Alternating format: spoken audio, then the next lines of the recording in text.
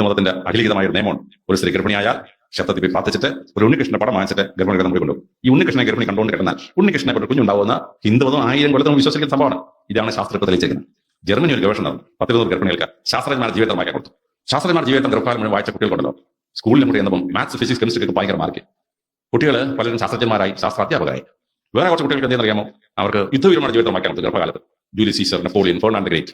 ആ ചത്രം വായിച്ച ഗർഭിണികൾ പ്രസവിച്ച കുട്ടികൾ ഭൂരിപക്ഷവും പട്ടാളത്തിനും പോലീസും വെച്ചാൽ അവർക്ക് കാക്കയോട് വലിയ സ്നേഹം. പിന്നീട് 20 കത്തോലിക്ക സഭ വിശ്വന്മാരുടെ ജീവിതം വായിക്കാൻ കൊടുത്തു.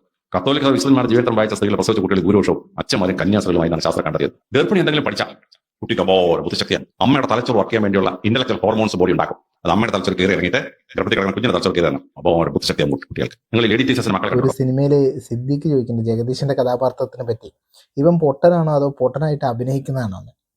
അതന്നെ എനിക്ക് ഇയാളെ കുറിച്ച് ചോദിക്കാറുള്ളത്. ഇയാൾ ശരിക്കും പൊട്ടനാണോ അതോ പൊട്ടനായിട്ട് അഭിനയിക്കണോ?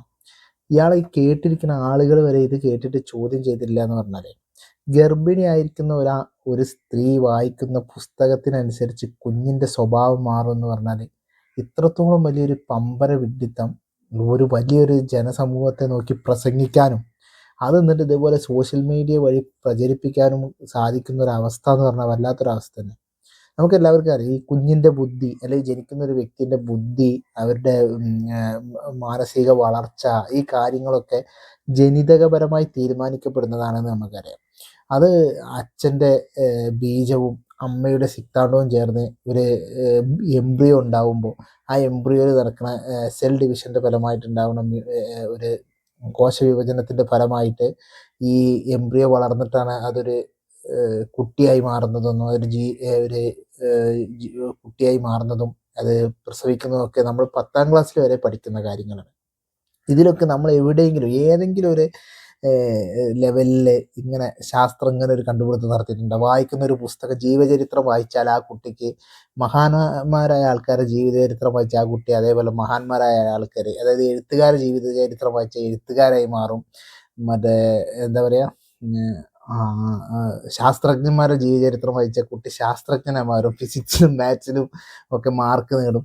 ഇത്രയും വലിയൊരു പമ്പര വിഡ്ഢിത്തം പറയുന്ന ഒരാളും അത് കേട്ടിട്ട് അനങ്ങാതിരിക്കുന്ന ഒരു ജനസമൂഹം നമുക്ക് നൽകുന്നൊരു മെസ്സേജ് എന്താണ്? അതായത് ഈ ഒരു അന്ധവിശ്വാസം പ്രൊമോട്ട് ചെയ്യാൻ വേണ്ടിയിട്ട് ഇപ്പം എന്ത് വിഡ്ഢിത്തരും വിളിച്ചു വരിക എന്നുള്ളതാണ്. ഒരു കുട്ടീൻ്റെ ബുദ്ധി അല്ലെങ്കിൽ പിന്നെ കുട്ടീൻ്റെ മാനസിക വളർച്ച, ആ കുട്ടീൻ്റെ ചിന്താശേഷിനൊക്കെ ഈ അമ്മയുടെ ശരീരത്തിൽ ഉണ്ടാകുന്ന ഹോർമോൺ ഗർഭപാത്രത്തിൽ നിന്നും കുട്ടിയുടെ ഭ്രൂണത്തിലേക്ക് പോയിട്ട് അത് സ്വാധീനിക്കുന്നൊക്കെ പറഞ്ഞാൽ അങ്ങേയറ്റത്തെ വിഡ്ഢിത്തരം. ഇത്തരം വിഡ്ഢിത്തരങ്ങൾ പറഞ്ഞിട്ട് മതം പ്രചരിപ്പിക്കുക എന്ന് പറഞ്ഞാൽ അതൊരു അങ്ങേയറ്റത്തെ പാതകമാണ്. ഇതൊരിക്കലും ചെയ്യാൻ പാടില്ലാത്ത കാര്യമാണെന്ന് ഞാൻ ഈ സാറിനോട് വിനീതമായി പറയാണ്.